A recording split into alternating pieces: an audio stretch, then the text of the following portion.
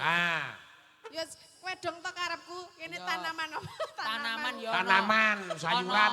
Sayuran ya ana kubis, ana cabe, tomat, uncang, seledri, kentang. Kentang. Ah. Kowe ndek kentang. Oh duwe. Kentangmu. Dadi warga masak ini mbok menawa iki kubise murah, cabene murah iki kathoke mlotrok kentrange metu. Ha iya. Ora kene kan ada terkenal ubi yakon ya. Ana. Ana. Kuwi sekilo 150. Oh, aku tahu tuku sakmono kok larang banget ya. Iya, kuwi ubi. Mbak menawa ibu-ibu yang nandur apa ubi-ubi, mbak menawa sesuk aku bali digawani barang. Nggih, ampun Nah, aku digawani. wis tak batin kok. Aku wis tak batin, paling-paling arep aji-aji kaya ngono kuwi. Ya lumayan lho, umpamane lombok ya sak gegem ya kena-kena nggo sayuran. Kene iki lombok barang sing Terus terkenal. dolah terus nang omah nek wis dolah diposting. Bismillah sebelum makan. Nah, kuwi Lombok apa jenenge lombok gendut? lombok gendot. Nah, kuwi ya terkenal itu ya dari sini toh, Mas. Wonosobo. Wonosobo, Dataran luar biasa. tinggi. Wingi aku ya rong suwe ya metik stroberi nang Catra apa ngendi kono? Ngisor kono kuwi. Kok ya jarene sing duwe wong kene. Ya nek Nek Iya, heeh. Lah deke ora ngerti deke. ora ngerti urut rono aku kok. Iya. Wes Mas. Ya, siap, yuk. Halo. Gelo, gelo, terus.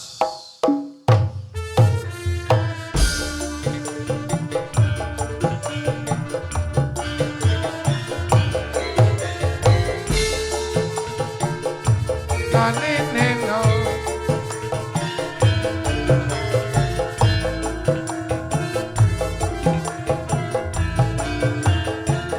Ya ya ya ya ya. Tir.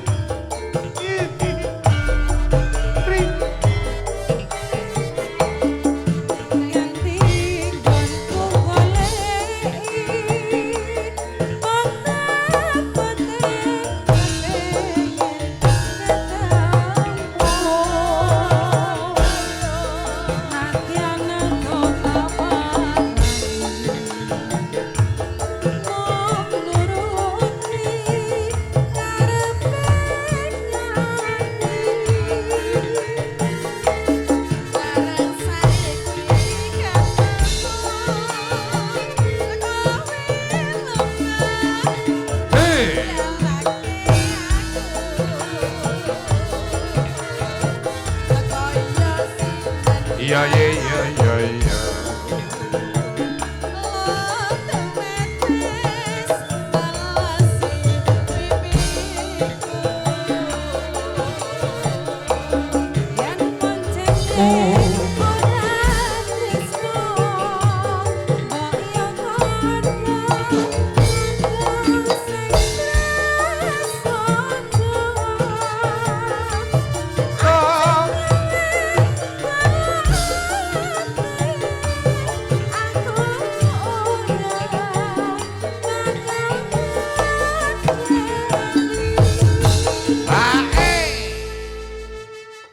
Kaya ngene lakonku.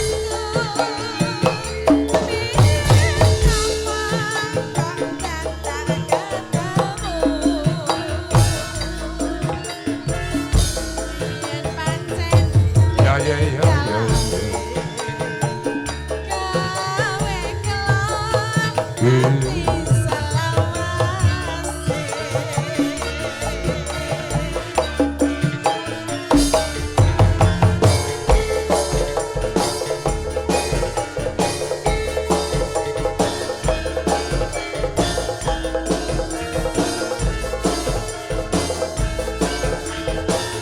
Ya ya ya ya ya.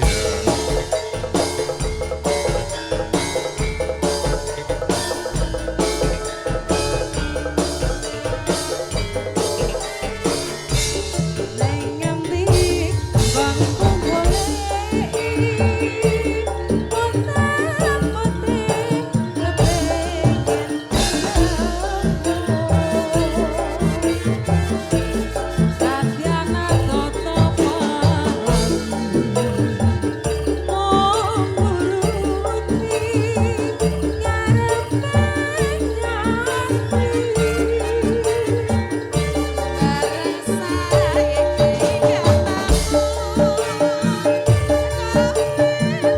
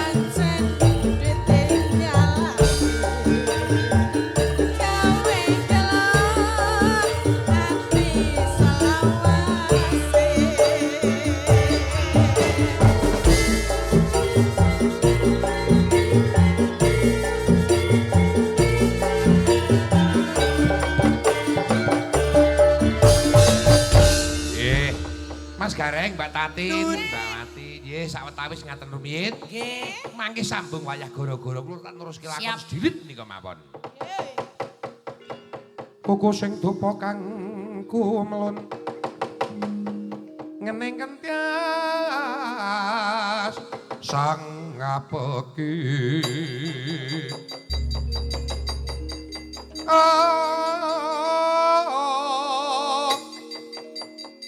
kawengku sagung jajan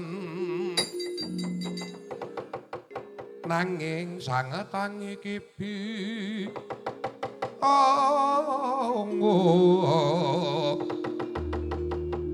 sang resikane ko putra kang anjuk saking wiyadi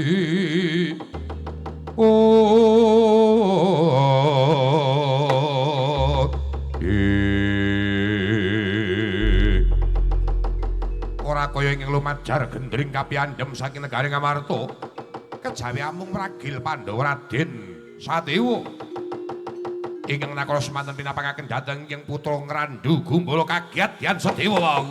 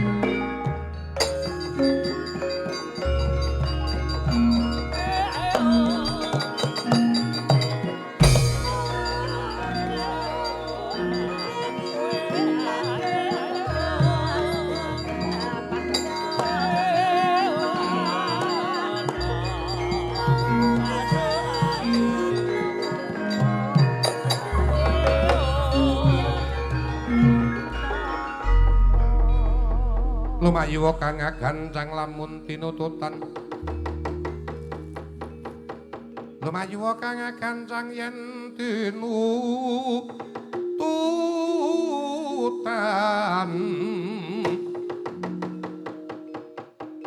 Rodanggana kang gawe gelar